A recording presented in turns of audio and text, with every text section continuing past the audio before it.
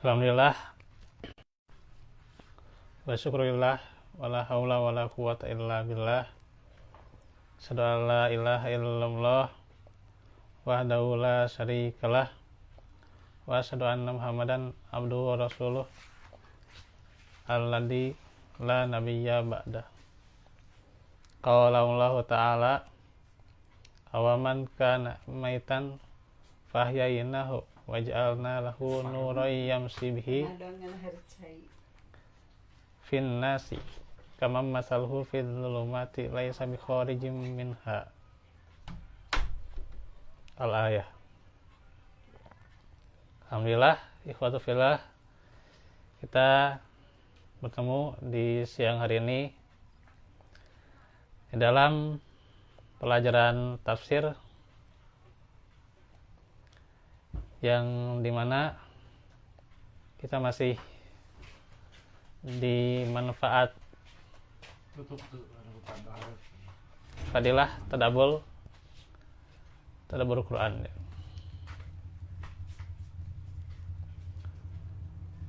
Yang keempat, yakni mendapatkan cahaya kehidupan.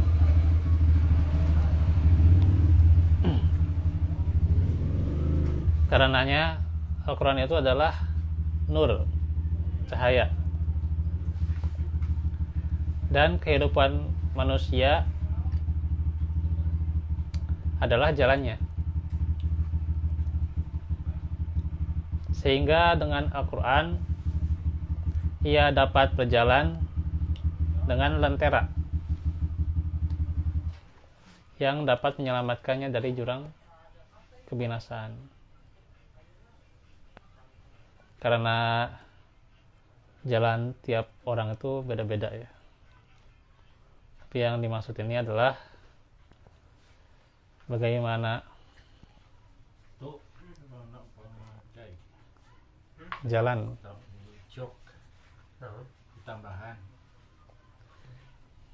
apakah jalan itu menyelamatkan dari jurang api neraka atau tidak. Itu maksudnya jalan ke situ ya. Kalau jalan cita-cita atau jalan profesi, keinginan seseorang pasti beda. Itu mah tidak bisa kita halangi ya. Keinginan seseorang, cita-cita seseorang gitu ya. Itu mah pasti beda ya. Walaupun seorang anak bersikeras ingin ke situ, maka tidak boleh kita halang-halangi gitu ya. Karena bisa jadi itu jalan yang terbaik baginya gitu ya, sesuai dengan kapasitasnya. Nah, beda lagi kalau jalan yang nantinya apakah menyelamatkan dari jurang neraka atau tidak. Apakah seseorang binasa di dalam jalan yang sesat atau tidak. Nah, inilah Al-Quran yang menunjukkannya. Ayat yang saya baca yaitu surah Al-An'am 122. Awaman kana maitan fahyaynahu waja'alna lahu nuran yamshi bihi fin nasi kama masalahu fil zulumati laisa bi kharijim minha. Dan apakah orang-orang yang sudah mati hatinya, kemudian kami hidupkan ia dan kami berikan kepadanya cahaya yang terang. Dengan cahaya itu dia dapat berjalan di tengah-tengah masyarakat manusia, sama dengan orang yang keadaannya berada dalam gelap gulita yang sama sekali tidak bisa keluar darinya. Sampai akhir ayat. Nah, ini menjelaskan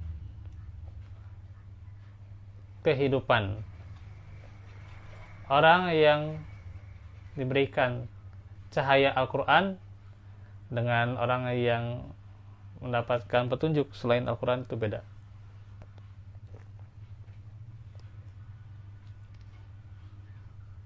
Ketika orang itu mendapatkan cahaya Al-Quran, dia itu dianalogikan melewati jalan yang gelap, ya. Tapi dia bisa melewati jalan gelap itu karena Al-Quran sebagai lentera buat dia, sehingga dengan lentera itu dia bisa jalan terarah kemana, ya. Nah itu. Sedangkan orang yang selain Al-Quran akan gelap, bingung dia kemana gitu juga tidak akan menemui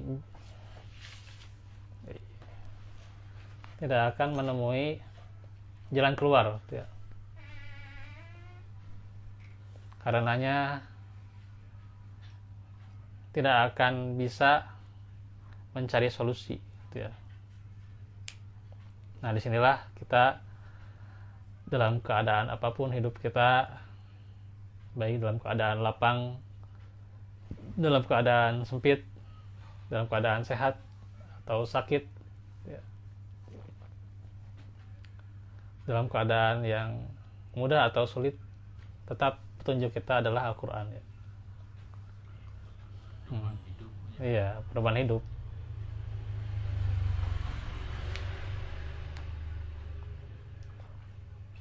Cahaya kehidupan, yaitu, ya.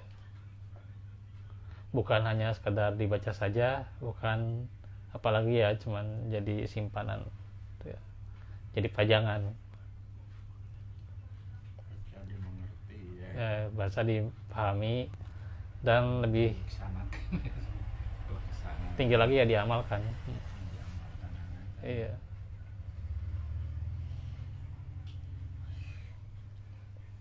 Orang yang mengamalkan Al-Quran hidupnya nggak akan stres, ya, nggak akan liar kumaha gitu, ya, pada saat posisi sulit, pada saat posisi berat, ya. Selalu tiba-tiba Allah memberikan kepadanya petunjuk, ya, gitu. Dan ya kadang bisa terjadi bagi orang tertentu itu, ya, rezeki itu bisa terduga-duga, ya, seperti itu, emang nyatanya seperti itu. Nah itu, ya, nggak usah lihat mungkin orang-orang yang sukses lah gitu, itu ada jelas lah, mungkin orang yang sukses yang dari bisnis dari nol lah gitu, itu jelas lah gitu, ya, jelas cuma ada selalu lah kadang, ya, mereka memotivasi kita, ya, yang berjuang dari nol, ya, gitu. Tapi lihat saja dari kita dulu, ya, lihat dari diri kita dulu, ya, gitu. Apakah kita sudah bisa atau belum, ya, dekat dengan Al-Quran itu, ya. Dan terkadang jadi ini, ya, walaupun termotivasi tapi masih jauh di sisi gitu, ya, masih terpinggirkan tuh, ya, Al-Quran itu. Nah itu.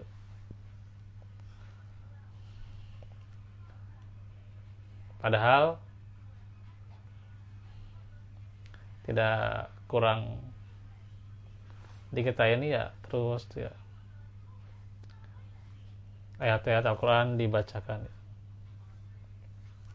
Tapi kenapa hati kita ini, ya, belum, ya, untuk benar-benar menjadikan Allah menjadi nomor satu, ya.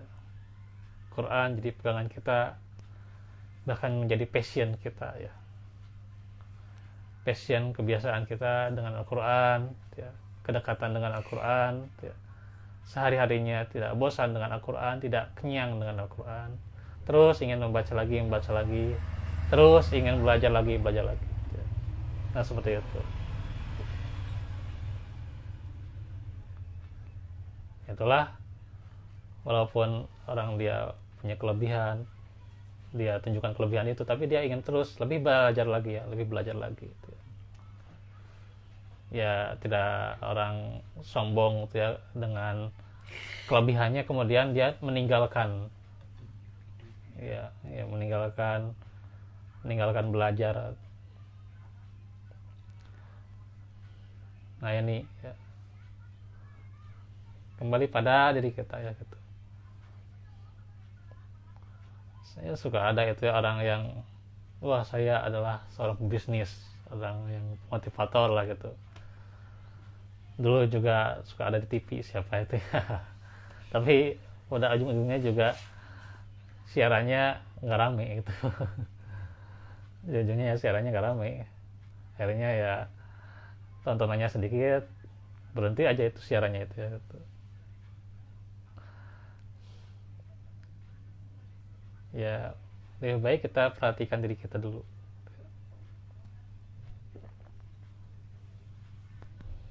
karena belajar itu bukan belajar di saat sukses, bukan ya, tapi belajar itu ketika kita dari saat sulit, dari saat gagal tuh ada hikmah pembelajarannya gitu kan gitu ya. Para nabi kan ketika dikasih ujiannya ya, itu kan untuk pelajaran, la ibrah gitu ya. Kan gitu ya, Yusuf kan itu sampai dikatakan ya, dalam satu surat ya, surat Yusuf ya, itu kan gitu. Nabi Yunus juga kan dikatakan dalam halaman terakhir ya,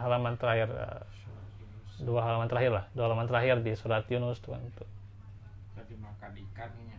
Iya. Atau di surat lain juga ya, di surat Al-Qalam juga ada ya.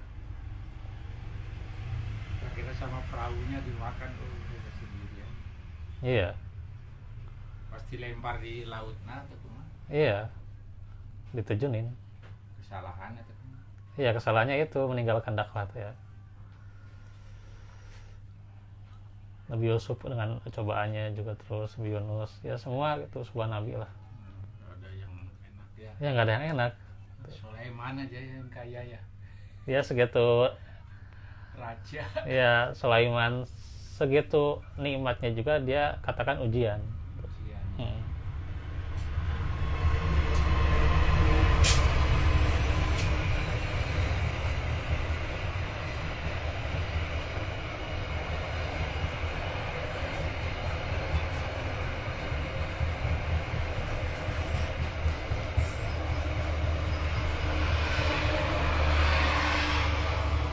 Ya kalau para nabi ketika itu benar-benar dia dekat dengan Allah gitu ya, benar-benar bersimpuh, berpasrahkan diri kepada Allah, pasti ya semua di dalam Al-Quran itu ada solusinya gitu.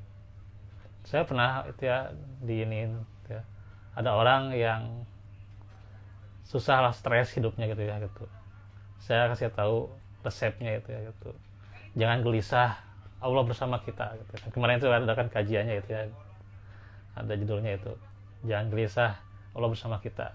Saya peringatkan gitu, tenang, ada Allah gitu, amalkan gitu ya gitu.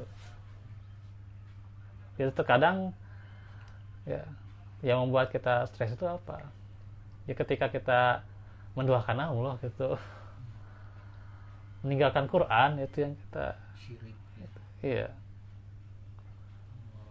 Kadang-kadang kan Iya. nggak usaha mau makan apa itu, Iya, itu. syirik kalbunya. Iya, syirik kopi. Syirik kopi.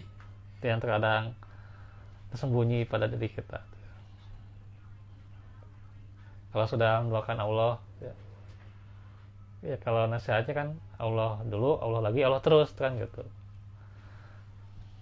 ya. Cuman ya kita terkadang langsung gitu sulit gimana gitu ya, nyari pinjaman, nyari orang yang bisa transfer gitu ya, sampai nyari ke ustadz, waliyazubillah gitu. Iya. Ustadz kan dia nggak ada kepala ustadz ya, kalau ustadz na aya gitu, ustadz na aya duit itu dukun. ya. Aduh, Kumaha kieu. Apalagi ke hal-hal yang menyimpang, ke dukun lah atau ke paranormal kumaha gitu. Kalau itu rekod kan sok ngamalkeun umpama baca kul huwallahu 100 kali itu gimana ya? Kalau baca zikir mah pada asalnya Rekod ada yang tuntunannya diperbolehkan. Kayak kita baca misalnya subhanallahi wa bihamdihi, itu baca zikir kan. sampai 1000 Enggak, kalau yang dibaguskan mah kan kayak gitu. 30 kali. Ketika pagi kita baca subhanallah bihamdi, subhanallahil azim 100 kali aja gitu. Cuma 100 gitu. Atau kita baca subhanakallahumma bihamdika atau barokah apa subhanallah bihamdi adada khalqihi wa ridha nafsihi, itu amalkan buat kita 10 kali itu. Nah, itu yang diamalkan, yang disyariatkan aja. Nggak usah berlebih-lebihan tuh. Iya. Kalau mau istighfar 100 kali itu nggak apa-apa itu. Kanjeng Nabi 70 ya. Nabi ya sampai 100 kali itu. 100 kali. Iya. Yang sudah dimaksum dosa ya. Iya. Masih istighfar. Tapi yang disyariatkan aja, nggak usah berlebih-lebihan sampai ribuan kali gitu ya. Sampai jangkau. Karena kan nggak cukup ku zikir ya, nggak cukup ku zikir. Emang betul harus juga upaya ya gitu. Zikir terus mah itu udah tanpa upaya juga gimana ya gitu, nggak akan terpenuhi tanpa ikhtiar. Nah, kembali lagi, inilah petunjuk Al-Quran ya gitu. Di setiap keadaan apapun itu bakal membimbing kita ya. Kata Ibnu Qayyim rahimahullah, Allah mengumpulkan untuknya cahaya dan kehidupan sebagaimana mengumpulkan untuk orang yang berpaling dari kitabnya kematian dan kegelapan. Karena orang yang dia tidak memegang teguh Al-Quran, ya dia mati itu. Dia mati hatinya mati ya, hatinya mati. Batu ya, Iya. batu. Batu. Kayak gimana sih hati yang mati tuh? Ya ketika dia jauh dari Al-Quran, tidak mendapatkan hidayah Al-Quran, itu orang yang mati hatinya ya.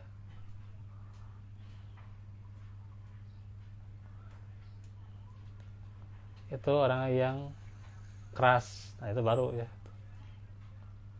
Kayak orang yang punya watak keras beda lagi ya. Orang yang keras dengan orang yang punya watak keras beda ya. Orang memang punya watak keras beda itu mah ya. Wataknya keras, cenderung lebih ya tegas, itu mah watak, bukan hatinya yang keras, itu mah cuma watak ya gitu ya. Karena kan kita susah gitu, orang mau kita nasehatin dia nggak masuk misalnya, nggak mau dengerin kita, nasihat kita nggak mau didengerin, itu bukan karena dia hatinya keras, bukan, tapi emang wataknya gitu. Kita nggak punya metode buat menyentuh hati dia gitu. Iya. Sebenarnya bukan dia ngeyel, bukan. Sebenarnya kan kayak gitu. Orang yang punya watak keras kan beda, watak orang, karakter orang itu beda. Bahkan setiap daerah itu beda ya. Itu kan saya kenal orang Padang, saya kenal orang Jawa juga kan gitu. Beda-beda. Dan setiap ketika saya menyampaikan ilmu gitu ya gitu. Ada orang yang emang wataknya lebih keras gitu ya gitu. Keras dan dia punya power gitu ya dalam berbicara. Powernya bagus ya gitu. Ya kalau saya sih menerangkan ya powernya biasa-biasa aja gitu. Tapi kalau dia menerangkan powernya luar biasa gitu ya gitu. Bahkan saya suka watak keras seperti itu ketika dia menerangkan tentang Islam. Wah, dia bagus ternyata gitu. Ternyata memang di balik wataknya yang keras dia bisa gitu. Jadi beda dengan orang yang keras hatinya dengan watak kernya keras, itu beda. Keras dalam pendirian mungkin ya. Ya, Wah, ya kalau dalam pendirian kita harus kayak gitu, ya gitu. Pendirian kita tauhid, ya kita harus trust, gitu ya. Jangan tong nyeleneh ke ngeluan Natal tuh bisa, ngeluan Baptis tuh. Tidak bisa kan, tidak bisa gitu. Si Anis. Nah gitu. Aduh. Ya saya mah nggak ini ke apa individu tertentu ya. Ini mah kita introspeksi diri kita, bisa jadi juga misalnya pemikiran-pemikiran Yunani lah, pemikiran Eropa yang berbau Barat, yang cenderung keluar dari Islam gitu ya, diikutin aja gitu ya pemikirannya gitu ya, itu bisa jadi murtad sebenarnya gitu ya, kan gitu, mengikuti pemikiran Yunani atau filsafat lah gitu, itu kan suka ada segera kalau yang senada dengan Al-Quran mungkin ada ya, ada sebagian yang senada dengan Al-Quran, tapi kalau ditelusuri dalam-dalam iya pemikiran teh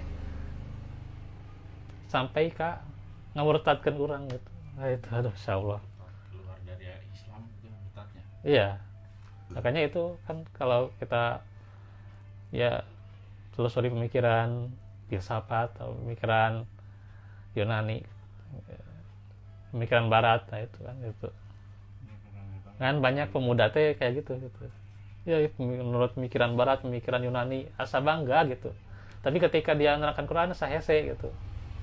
Nah itu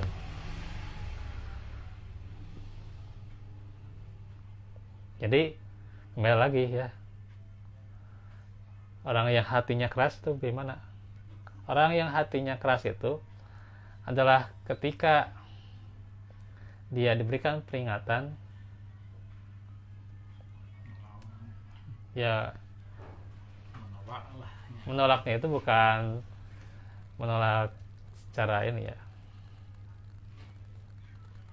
misal nah seperti inilah prinsip dari Al-Quran ya, itu mengatakan tentang tauhid, tapi ketika dia dikasih tahu tentang tauhid, nah dia menyimpangkan bahwa oh enggak seperti yang demikian, justru saya butuhnya kepada kan dia pemikirannya langsung rada sekuler lah gitu. Kan padahal kan kita terangkan tentang tauhid, oh tidak demikian, sedangkan kan dia pemikirannya adalah sekuler, nah itu baru itu keras hatinya, beda dengan orang yang wataknya keras ya. Jadi ini kita nih apalagi kan orang tahunya pemilu juga pasti ada orang yang wataknya keras, itu ada itu ya, wataknya keras. Makanya bagaimana kita sebagai pengajar, sebagai orang yang belajar untuk memberikan tuntunan kepada mereka, kita jelaskan secara pelan-pelan, secara kelembutan. Kalau kita langsung jelaskan ke prinsipnya sampai kita coba ya terangkan satu persatu kesalahannya, oh itu mual gitu. Mual karena memang wataknya sudah keras, karena kesalahan metode kita yang salah, metode kurang gitu, metode kita yang salah. Kita mau metode kita kena, sedangkan dia wataknya keras, kita langsung bombardir dengan kesalahan-kesalahan dia. Wah, disebutkan kesalahannya gini, ya nggak akan kena gitu ya, nggak akan kena. Makanya kan tadi saya bikin status ya gitu ya. Kalau kita menasehati orang itu ya, posisikan ucapanmu dan dirimu lah, ucapanmu dan dirimu gitu. Nah itu posisikan ya ucapan kita dengan diri kita gitu ya. Analoginya kalau seorang guru ya, orang guru aja dia sangat berhati-hati ketika menjelaskan pada muridnya dia kan nggak mau sampai si muridnya itu mundur dan menggerutu, gitu ya. Karena orang itu hakikatnya ya bisa jadi tidak setiap hatinya itu keras, tidak ya gitu. Cuman metode kita yang menyampaikannya itu yang sakaku kumaha metode orang teh atau asa baku gitu-gitu keneh gitu lah metodenya, sehingga ya dia nggak mau mendengar kita kayak gitu. Makanya kita perbaiki metode dalam berdakwah, nah ini kan gitu kan, ini Al-Quran sebagai cahaya ya gitu. Al-Quran itu sebenarnya cahaya, setiap orang itu ya bisa jadi ya apalagi yang mengamalkan tuntunannya dia mendapatkan cahayanya, cuman ya kita bagaimana menyampaikannya gitu. Itu cara menyampaikannya, betul. Cara menyampaikannya gimana ya. Perilaku orang yang misalnya terbiasa dengan tradisi atau budaya yang nggak benar, kita langsung sebutkan budayanya gitu ya, disebutkan bagaimana kesedikannya langsung gitu ya, kita bombardir kesedikannya, nggak gitu juga gitu ya. Nanti dia minggir sendiri, kabur lah gitu, atau ustadznya tong diondang deh ustadznya lah kan gitu. Kalau langsung disinggung banyak. Iya. Seperti Jogja kan budayanya gitu. Iya. Karena orang itu kan punya orang itu punya terkadang ya, kalau menurut ilmu psikolog ya gitu, orang itu nggak suka kalau disebutin kesalahannya. Pastilah orang siapapun lah, mau dari kita mau orang lain, kita juga nggak suka kalau disebutkan kesalahan kita. Sokrat, kamu ini salahnya gini. Yes, cara ini kita nggak akan mampu, nggak akan bisa lah kita kalau disebutkan kesalahan kita. Iya. Tapi kalau beda caranya seperti ini, kamu ini sudah bagus, sudah baik, kamu ini caranya baik, tapi kamu lebih baik lagi kalau begini, ya mah lebih bagus, cara nasihatnya seperti itu. Bukannya kamu udah begini udah disebutin kesalahannya, udah pastilah kalau dia nggak kabur, dia minimal menggerutu tentang kita gimana lah gitu. Nah gitu ya.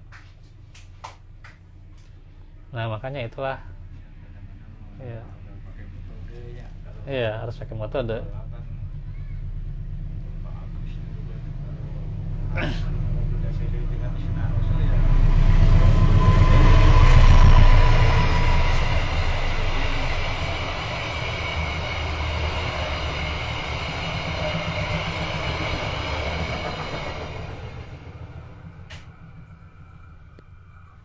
Jadi kembali lagi, orang yang hatinya keras dengan wataknya keras itu beda ya gitu.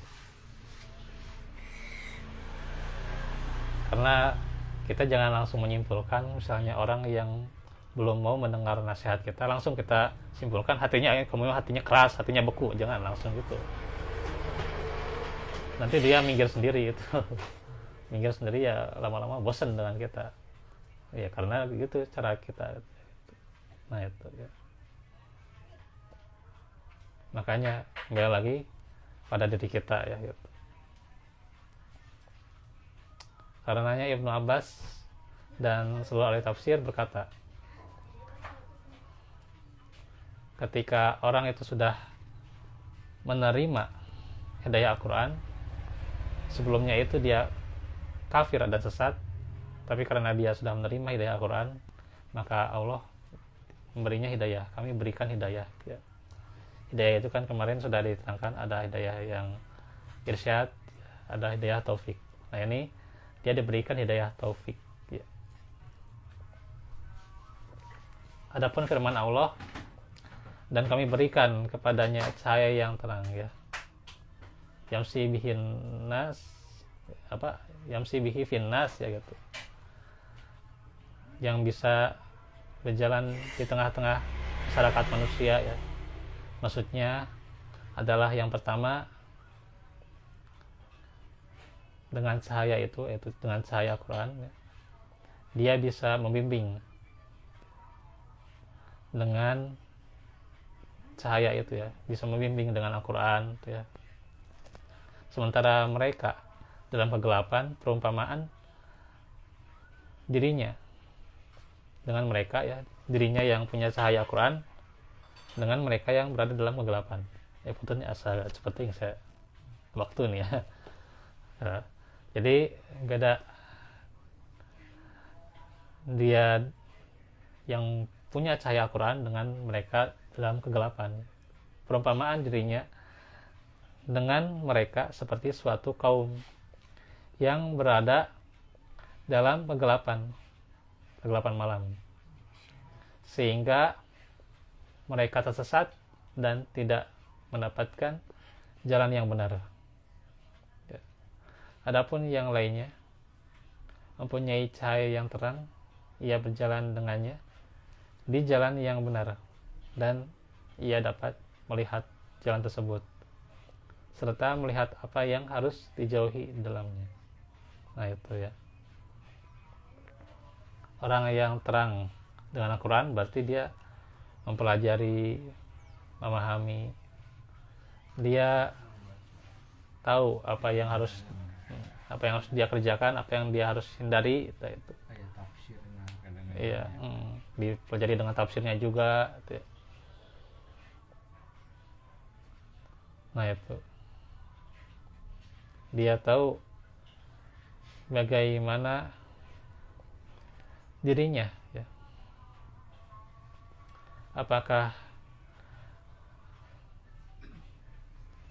mencari yang halal atau yang haram. Dia tahu mana yang halal, mana yang haram. Tuh. Udah tahu diterjang sama dosa ya. Ya kalau ini dia ikuti mencari yang halal dan menghindari yang haram gitu. Nah itu. Atau yang kedua, dia berjalan di tengah-tengah mereka dengan cahaya dan dapat mengambil cahaya darinya karena mereka sangat membutuhkan cahaya. Nah itu ya. Bisa juga itu ya, kita mengambil cahaya Al-Quran itu, kemudian mereka juga ingin dibimbing oleh kita ya gitu, yaitu mereka ya jamaah ya, atau bahasanya mau jamaah atau warga kita lah gitu, yang mereka suka akan ngaji ya, gitu ya, suka akan ilmu ya gitu, atau mereka memang dekat, misalnya memang mereka itu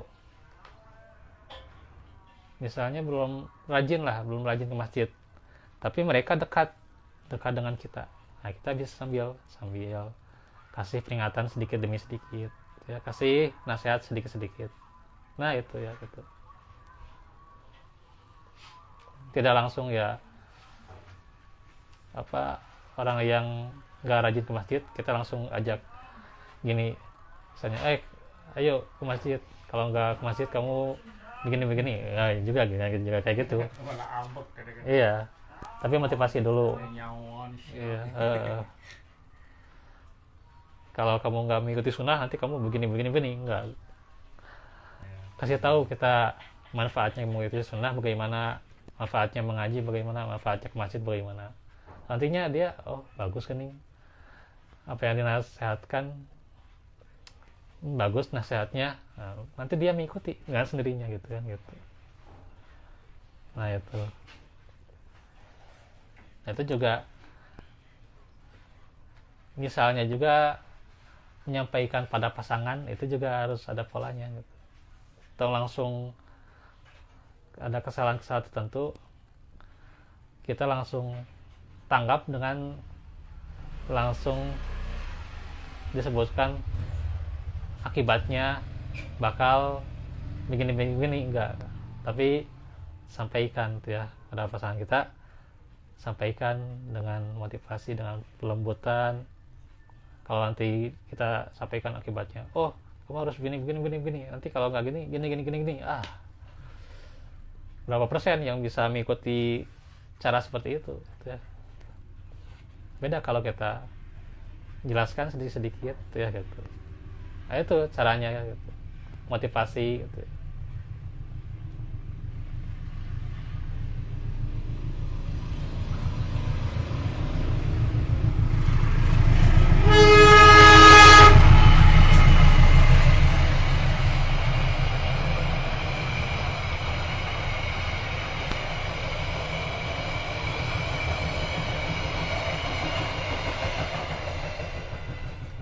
supaya cahaya Al-Quran itu dapat selaras dengan kita, ke orang lain juga dapat ya keselarasan itu ya gitu.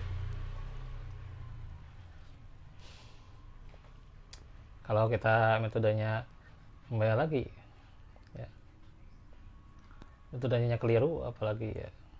Nah makanya ini emang butuh pengalaman ya gitu, pengalaman ya. Kalau cuman pengalamannya baru berapa tahun nggak akan lah gitu.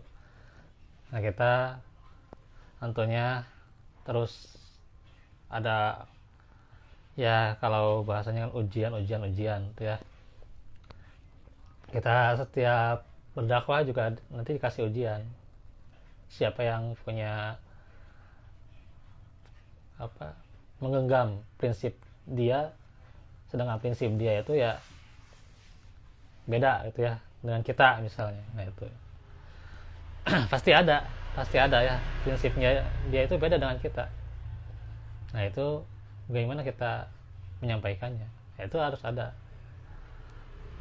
Makanya kalau orang yang benar-benar dia belajar ya, dia nggak asal-asalan ya gitu. Dia sering khutbah Jumat ya, tapi seringnya itu memang dia sudah terlatih gitu ya, bukan karena dia ingin mengasah diri tiba-tiba langsung jadi khotib. Tidak, itu mah sebagai ini aja, sambil aja gitu kan. Dia mah karena ingin mengasah diri, beda lagi kan. Tapi kalau dia memang suka jadi khotib karena dia memang punya keahliannya, sudah terlatih, ya itu beda lagi kan. Orang yang terlatih dengan yang tidak terlatih beda. Iya. Cara menyampaikan, cara membaca dalilnya juga beda gitu. Baca dalil, baca suratnya juga beda gitu. Orang yang terlatih mah gitu. Nah itu ya. Kalau misalnya baca dalil masih belepotan, masih berat, baca dalil itu ya masih nggak tahu, nah itu berarti emang dia nggak terlatih gitu ya. Beda kalau dia sudah agak lancar bacanya gitu ya, tinggal menyempurnakan retorika, itu sudah terlatih gitu ya gitu. Nah demikian itu juga kita dalam menyampaikan ilmu harus terus latihan ya gitu ya. Iya tuh.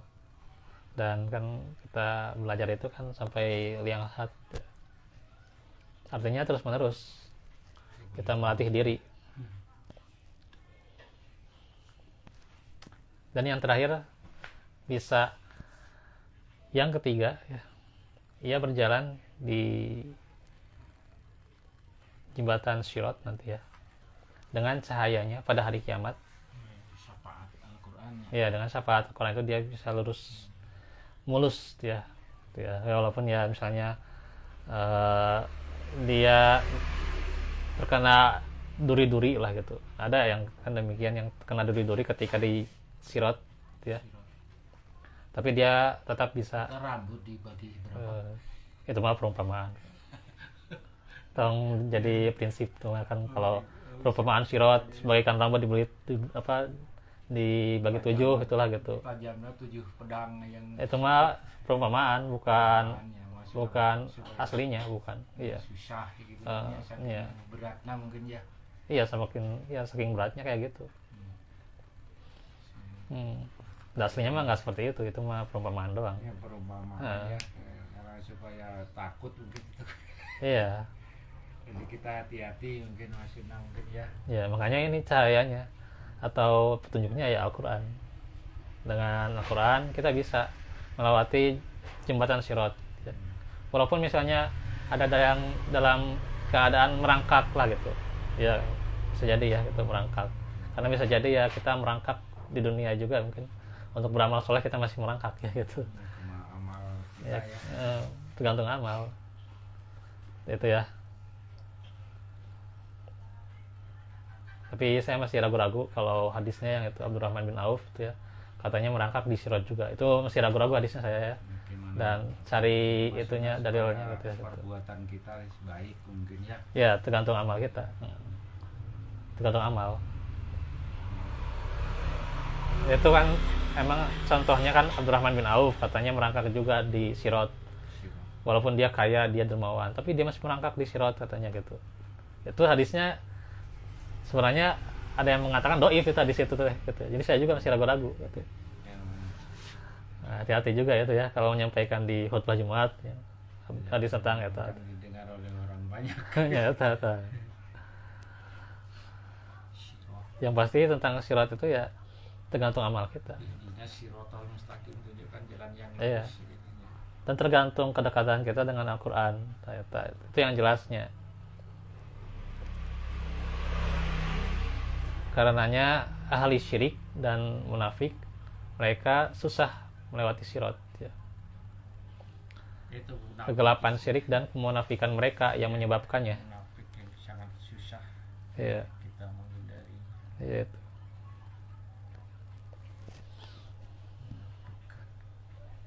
Karenanya As-Sirat itu ya tidak akan selamat mereka orang-orang yang syirik ataupun munafik ya gitu. Itu setelah kiamat gitu ya. Apaan? Ya, ada. Ya Sirat nanti ada prosesnya Kalau Sirat. masih di alam kubur belum ya. Kalau di dalam kubur mah Manusia. alam bersama cuman itu ada siksa kubur, ada nikmat kubur kalau di alam bersama. Kubur tidur bagaikan pengantin baru. Iya. Kalau yang disiksa bertahun-tahun ya. Cepet. Nah gitu paling untuk sementara ini ya, karena ini jam 2 saya lupa nih ya. Keburulah. Saya asal ada jadwal lagi, jadi paling segitu dulu aja. Kita tutup saja dengan doa ya. Insya Allah besok kita lanjutkan dengan pelajaran hadis ya. Barakallahu fikum wa la'afu minkum. Rabbana atina fid dunya hasanah wa fil akhirati hasanah. Rabbana atina wa sudah. Aku lakum lihada wa astaghfirullah li wa lakum. Wassalamualaikum warahmatullahi wabarakatuh. Waalaikumsalam.